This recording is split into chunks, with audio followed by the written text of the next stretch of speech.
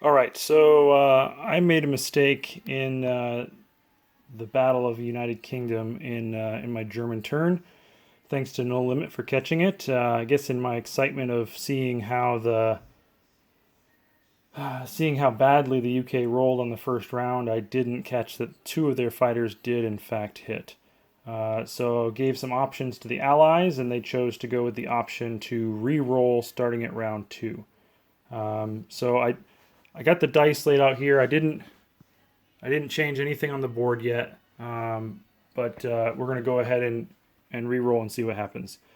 So notice these guys they're missing the two infantry, so all that's left is three fighters, a tank, and sorry, two tanks, three fighters, and a bomber. On the UK side, they still have one infantry, one tank, and three fighters. So we're going to go ahead and try and re-roll this and see what happens. So I need 5 hits on 6 dice. That's probably not likely. But we got 4. That's pretty good. So 4 hits right there. I'm going to put those over here. Now we've got the 2, the 3, and the 3 4s for the UK. And they've got 2 hits again. So that's the same result as their original second round of battle. Okay, so for those 2 hits, I guess what I'm going to do is for the UK guys, since they lost 4, they'll lose an infantry, a tank, and 2 guys. So those are dead. So all they're left with is just 1 fighter. For me, I need to take 2 hits, so I'm going to go ahead and take a tank and a fighter. I'll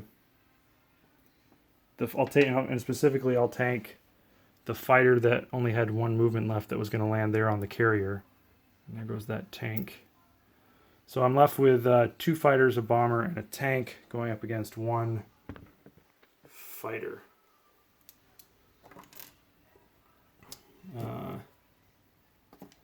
So that's a tank, a fighter, and a bomber. And got just barely the 1 hit that we needed. And then the fighter for the UK.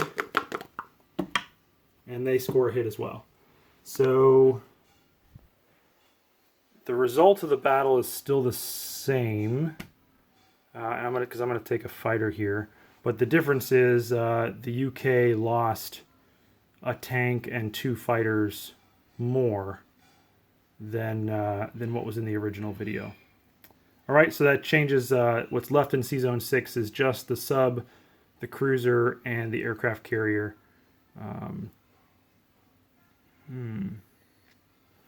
I think because of that change, though, what I'm going to do is I'm going to go ahead and have my aircraft carrier stay in C-Zone 5 since he doesn't need to catch the fighter anymore. And I'm no longer going to leave my sub over there. I'll just let those get taken out. Yeah, and makes it a lot easier for the US to take London back for the UK. All right, yeah, so in the recap, the changes basically are just to London, only 1 tank now. C-Zone 4, just the cruiser and 2 transports. C-Zone 5, the sub and the carrier. And in France, just 1 fighter instead of 2, and the strategic bomber is still there. All right, everything else remains the same, including the IPCs and the tracker and everything. So now it's off to Russia. Sorry for the confusion, guys. I'll try not to let that happen again.